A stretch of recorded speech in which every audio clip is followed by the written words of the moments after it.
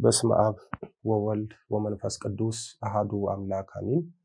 በውጭም በአገር ውስጥ ያላችሁ የተወደዳችሁ የእግዚአብሔር ቤተሰቦች የወለላይቱ እመቤት የድንግል ማርያም የአስራት የቃል ኪዳን ልጆች የቅዱሳን መላእክት የጻድቃን የሰማዕታት ወዳጆች በያላችሁበት የክርስቶስ ሰላም ይድረሳችሁ። የእግዚአብሔር ልጆች ዛሬም የድንግል ማርያም ልጅ መድኃኒታችን ኢየሱስ ክርስቶስ በረዳን መጠን የክብርት እናቱን የእመቤታችንን ጸሎትና ምልጃ ተስፋ አድርገን በዚህ በክፍል 7 ደግሞ በመተትና በጥንቆላ ልጅ የመውለድ ዕድላችን ይወሰዳልን? በመተት ልጅ እንዳንወልድ ይደረጋልን? በመተት የልጅ ዕድላቸው የተወሰደባቸው ሰዎች ምልክቶቹ ምን ናቸው የሚሉትን እንመለከታለን። የቅዱሳን አምላክ ልዑል እግዚአብሔር ሚስጥሩን ይግለጽልን። የወለላይቱ እመቤት ልጆች ሰው ልጅ የመውለድ ዕድሉን በምቀኝነት በመተት ይወስዱበታል ስንል በአእምሯችን ውስጥ መጽሐፍ ቅዱስ ልጆች የእግዚአብሔር ስጦታዎች ናቸው ይላል። ስለዚህ የእግዚአብሔር ስጦታ የሆኑት ልጆች በመተት እንዴት እንዳይወለዱ ይደረጋል ልንል እንችላለን። ለዚህ መልሱ የኛ የመንፈሳዊና የአምልኮት ሕይወት ጥንካሬ ነው።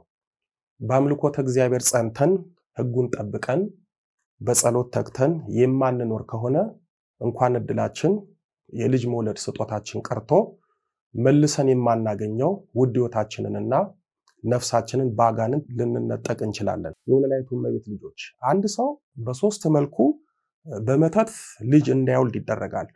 አንደኛው ትዳር እንዳይዝ ከሰው በታች እንዲሆን በምቀኞቹ የተሰራበት መተት ለትዳር ሕይወት ስለማያበቃው ወይም ትዳር እንዳይዝ ስለሚያደርገው ልጅ ሳይወልድ ይቀራል።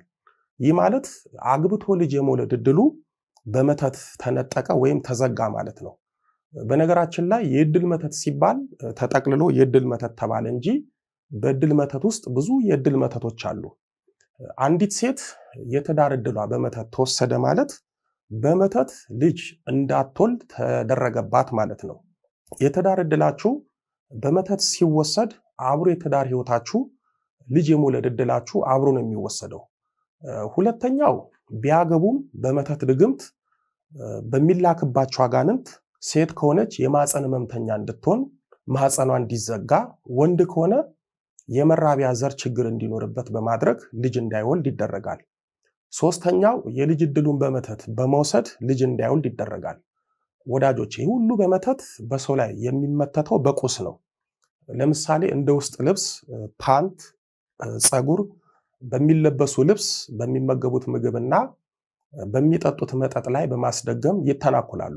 ዛሬ በትዳር ሕይወታቸው የልጅ ዕድላቸውን በመተት ተነጥቀው ያለ ልጅ የሚኖሩትን እግዚአብሔር ይቁጠራቸው። ብዙ ጊዜ እንደዚህ ያሉ ዕድሎቻችን የሚወሰዱት በሁለት መልኩ ነው።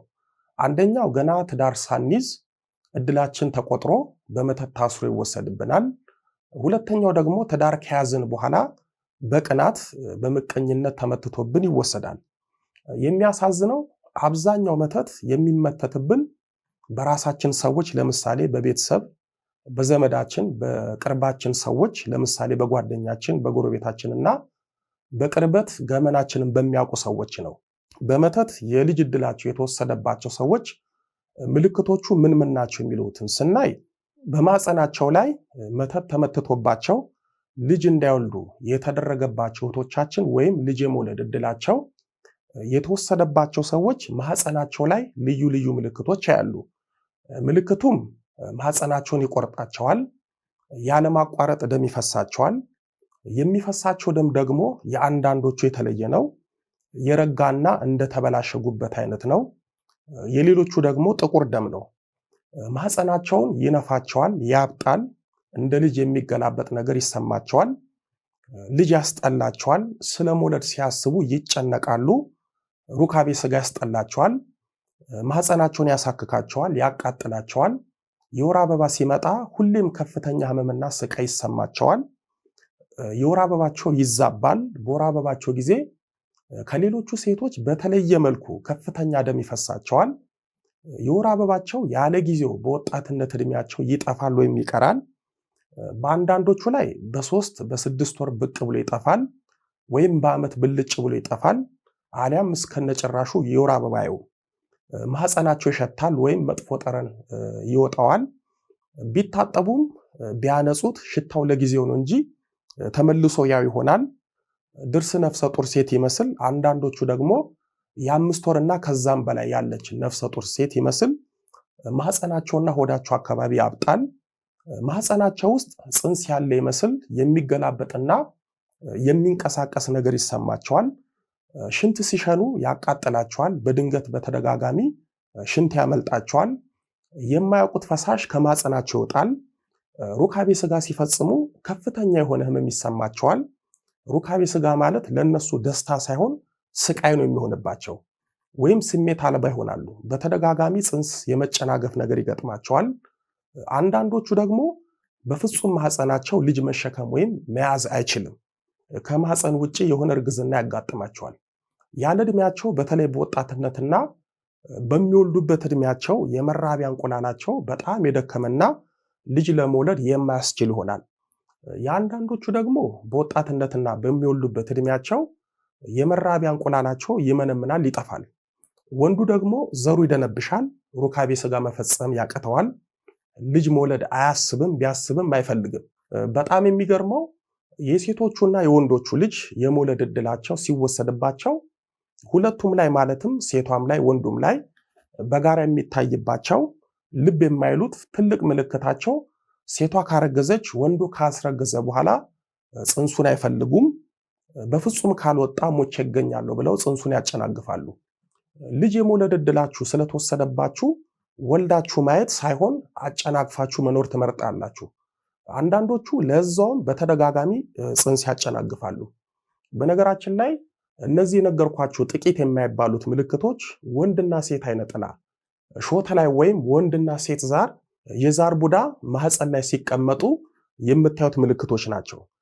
ባለትዳሮች በኢኮኖሚና አራርቆ በመውለድ ፈሊጥ ምክንያት ልጅ የምታጨናግፉት ልጅ የመውለድ እድላችሁ ሲወሰድባችሁ ነው። የወለላይቱ እመቤት ልጆች በዚህ ሰይጣን ተፈቶ በተለቀቀበት ሰው ከአጋንንት ይልቅ በከፋበት ባለቀበት ዘመን ክፉ ምቀኞች፣ ተቃራኒ ሰዎች ገንዘባችንን ብቻ ሳይሆን የልጅ እድላችንንም ይሰልቡብናል።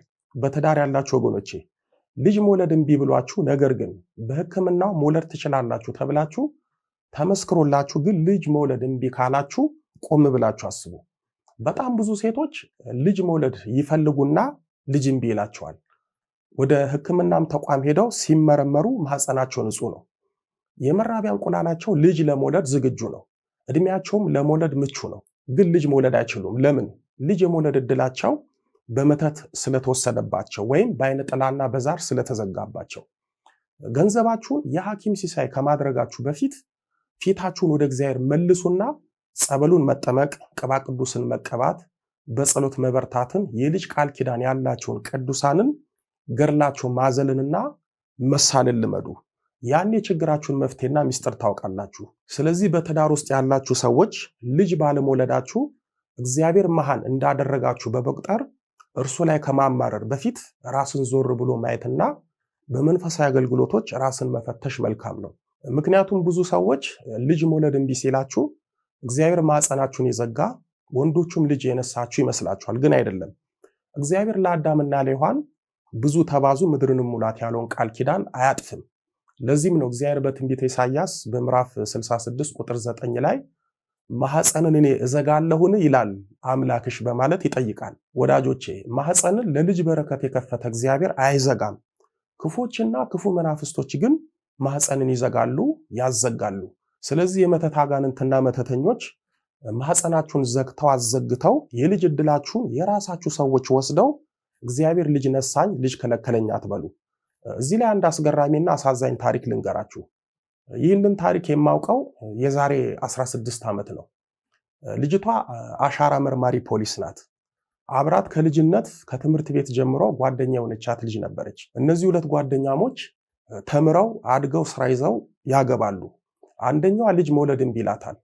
ሆስፒታል ሄዳ ስትመረመር ልጅ መውለድ አትችም ትባላለች። በሐኪሞቹ ተስፋ እንደቆረጠች ከአንድ ሰው ሌላ ተስፋ ትሰማለች። ይህም ጠንቋይ ቤት ብትሄድ ልጅ እንደምትወልድና እከሌ የሚባል ጥሩ መጽሐፍ ገላጭ አለ አሏት። እሷም ጠንቋዩ ጋር ሄደች። ጠንቋዩ ጋር ስትሄድ ልክ እንደ ሐኪሙ ልጅ መውለድ እንደማትችል ነገራት። በዚህም ተስፋ ቆረጠች። ጠንቋዩም ጥሩ ብር ከከፈለችውና አመቱን ጠብቃ ግብር ከሰጠችው ልጅ እንደምትወልድ ነገራት። እሷም ምሻለች፣ ተስማማች። ጠንቋይም መልሶ አንድ ነገር አላት። የምትወጃት የቅርብ ጓደኛ አለሽ ብሎ ጠየቃት። እሷም አዎ ብላ አሻራ መርማሪዋ ፖሊስ ጓደኛ እንደሆነች ነገረችው። ጠንቋዩም የአሻራ መርማሪዋን የጓደኛዋን ስምና የእናቷን ስም እንዲሁም የተወለደችበትን ቀን ጠይቀሽ በደንብ አጣርተሽ ነው ያለ። እሷም በደንብ አጣርታ ለጠንቋዩ ነገረችው።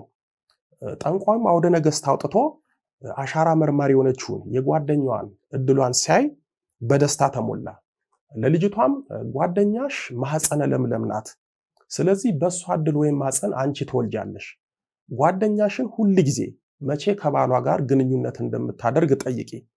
እሷ ዛሬ ከባሌ ጋር ተኝቻለሁ ባለችሽ ቀን አንቺም ከባልሽ ጋር ተኚ፣ እኔ የሚሆነውን አደርጋለሁ አላት። ጓደኛዋም አሻራ መርማሪ ፖሊሷ ከባሏ ጋር የምትተኛበትን ቀን እየጠየቀች እሷም ከራሷ ባል ጋር ትተኛ ጀመር። በመጨረሻም ሁለቱም በቀናት ልዩነት አረገዙ።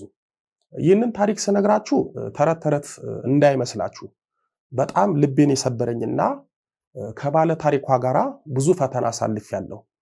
ሁለቱም ወለዱ። የወለዱትም ወንዶች ልጆች ናቸው። ልጆቹ ተወልደው ክርስትና ከመነሳታቸው በፊት ጠንቋዩ እኔ ጋር ይምጡ አለ። ጓደኛዋም ለአሻራ መርማሪ ፖሊሷ አንድ ትልቅ አባት አሉ፣ እሳቸው ጋር ሄደን ልጆቻችንን እናስመርቅ ብላት ተያይዘው ጠንቋዩ ጋር ሄዱ። ጠንቋዩም ሁለቱን ልጆች አቅፎ ጸሎት ነው ብሎ በሁለቱም ሕፃናት ላይ የሚደገመውን ደገመና እናንተም ልጆቻችሁን ተመርቋቸዋል ብሎ ሄዱ አላቸው። እነሱም ሄዱ። ጠንቋዩም በሌላ ጊዜ ልጅቷን ጠርቶ ታውቂያለሽ፣ የወለድሽው በሷ እድል ነው፣ ስለዚህ በሰው እድል የተወለደ ልጅ ደግሞ የራሱ እድል ስለሌለው የዛን ቀን የጓደኛሽን ልጅ እድል ደግሞ ለልጅሽ አድርጌያለሁ አላት። በዚህም እሷ በጣም ተደሰተች።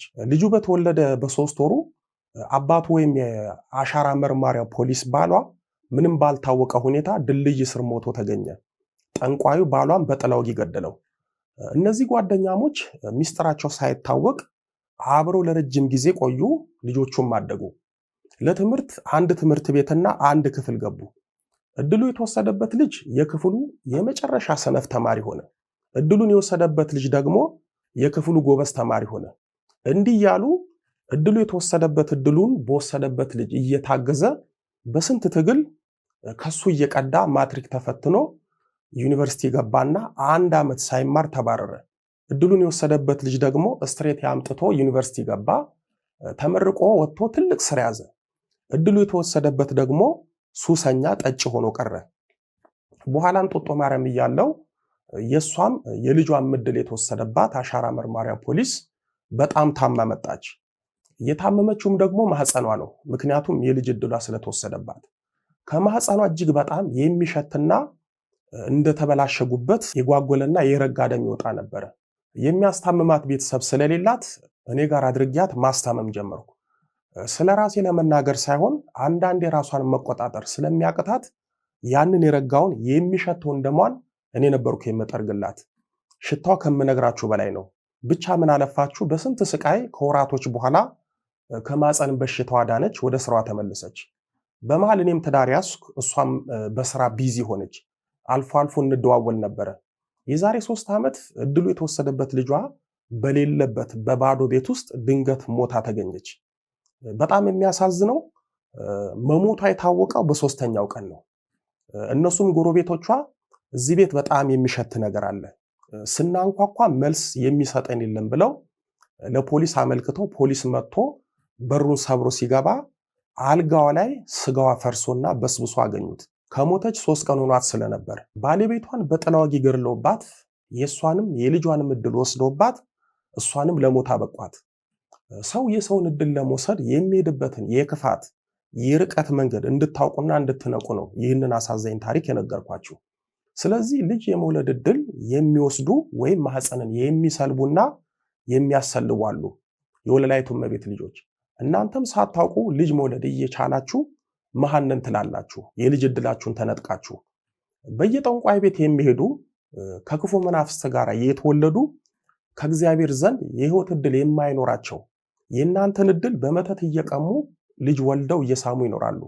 እናንተ ግን ትዳር ሳትይዙ ልጅ ወልዳችሁ ዘራችሁንም ሳታበዙ ትኖራላችሁ። ልዑል እግዚአብሔር ከእንደዚህ አይነት ከሰዎች ምቀኝነትና ከክፉ መናፍስት ይጠብቀን። በቀጣይ በክፍል 8 ደግሞ በመተት የቤተሰብ ዕድልና ሕይወት ይወሰዳል። በአንድ ሰው ላይ በተደረገ መተት ቤተሰብ ይታሰራል። በቤተሰብ መተት የትዳር፣ የሥራ፣ የትምህርት ዕድል ይወሰዳል፣ ቤተሰብ ይበተናል በሚል ርዕስ ስለ ቤተሰብ መተት እንማማራለን። ሕዝቤ እውቀት ከማጣት የተነሳ ጠፍቷል። ትንቢተ ሆሴዕ ምዕራፍ 4 ቁጥር 6። ከትውልዱ ማን አስተዋለ? ትንቢተ ኢሳይያስ ምዕራፍ 53 ቁጥር 8። ፈረስ ለጦርነት ቀን ይዘጋጃል፣ ድል ግን ከእግዚአብሔር ዘንድ ነው። መጽሐፈ ምሳሌ ምዕራፍ 20 ቁጥር 31። ያስተማረን የመከረን የአባቶቻችን አምላክ ልዑለ ባሕርይ ቅዱስ መድኃኔ ዓለም ኢየሱስ ክርስቶስ ክብር ምስጋና ይድረሰው። ድንግል ስንላት ጌታን ወልዳ የተገኘች፣ ጌታን የወለደች ስንላት ድንግል የሆነች፣ ስሟን ለመጥራት ከሰማይ ከምድር የከበደች መንበረ ፀሐይ መንበረ ሥላሴ ንግሥተ ሰማይ ወምድር የጌታችን የመድኃኒታችን የኢየሱስ ክርስቶስ እናት ወለላይቱ እመቤት ድንግል ማርያም ምስጋና ይድረሳት። አሜን።